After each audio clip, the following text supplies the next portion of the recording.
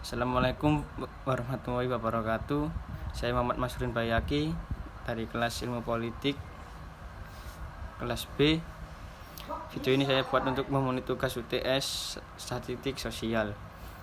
Nomor 1, apa saja yang Anda pahami tentang statistik sosial dan ruang lingkup statistik sosial.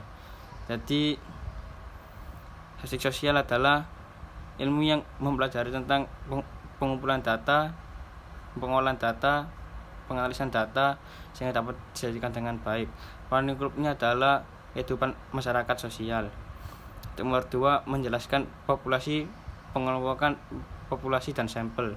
Populasi adalah totalitas semua nilai yang mungkin hasil menghitung ataupun pengukuran kuantitatif maupun kualitatif mengenai karakteristik tertentu dari sekumpulan objek yang lengkap dan jelas yang ingin dipelajari sifat-sifatnya. Sampel adalah sebagian yang diambil dari populasi secara representatif. Pengelompokan populasi berdasarkan jumlah populasi. A. Populasi terbatas. Populasi ini merupakan populasi dengan sumber data yang biasanya dapat dihitung jumlahnya karena jumlahnya terbatas. Populasi ini biasanya disebut sengaja oleh peneliti untuk membatasi populasi. B. Populasi tak terbatas. Populasi ini merupakan sumber daya yang tidak dapat dinyatakan dalam bentuk jumlah karena bersifat tidak terbatas atau tidak bisa diukur. Berdasarkan sifat populasi. Populasi homogen.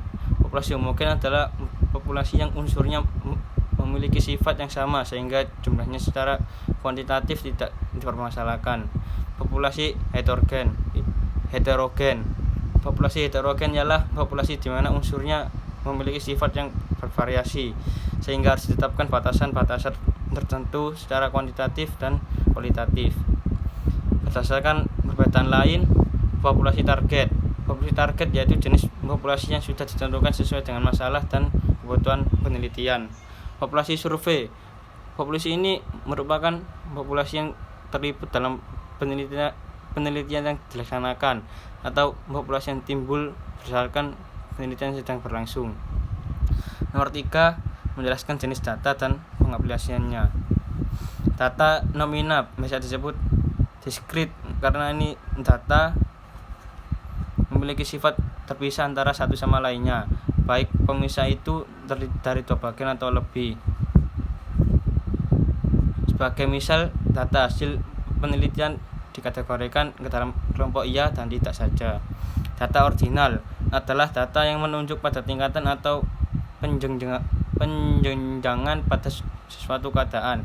Contoh dari data ini misalnya prestasi belajar siswa diklasifikasikan menjadi kelompok baik, cukup dan kurang, atau ukuran tinggi seseorang dengan tinggi, sedang dan pendek. Data interval tergolong data kontinum yang mempunyai tingkatan yang lebih tinggi lagi dibandingkan dengan data ordinal karena mempunyai tingkatan yang lebih banyak lagi.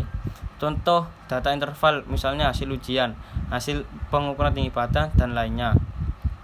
Data rasio merupakan data yang tergolong ke dalam data kontinum juga, tetapi yang mempunyai ciri atau sifat tertentu. Data rasio dalam ilmu sosial jarang dipergunakan, bahkan hampir tidak pernah digunakan. 4. Variabel adalah besaran yang bisa dirubah dan selalu berubah sehingga mempengaruhi kejadian dari hasil penelitian. Dengan menggunakan variabel ini, kita bisa menghitung data apa saja yang masih dibutuhkan. Variabel dibagi menjadi dua bagian, yaitu variabel kualitatif dan variabel kuantitatif. Variabel kuantitatif bisa dibedakan menjadi dua jenis, yaitu variabel diskrit dan variabel kontinu. Variabel independen adalah variabel yang terjadi karena perubahan dan menimbulkan variabel terikat atau variabel independen.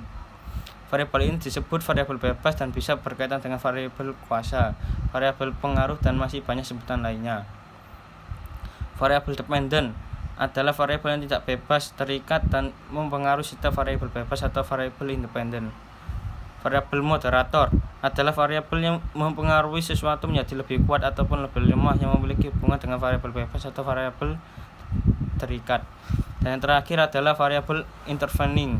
yang berarti variabel yang mempengaruhi hubungan antara variabel bebas dan variabel tarikat yang tidak bisa diamati ataupun diukur.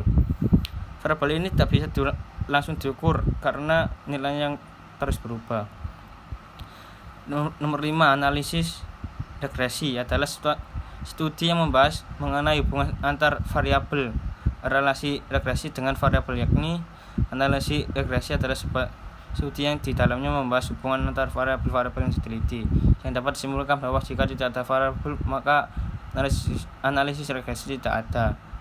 Contoh objek penelitian, seorang guru secara tidak sengaja mencari hubungan uang saku dan ranking siswa. Sekian video ini saya buat.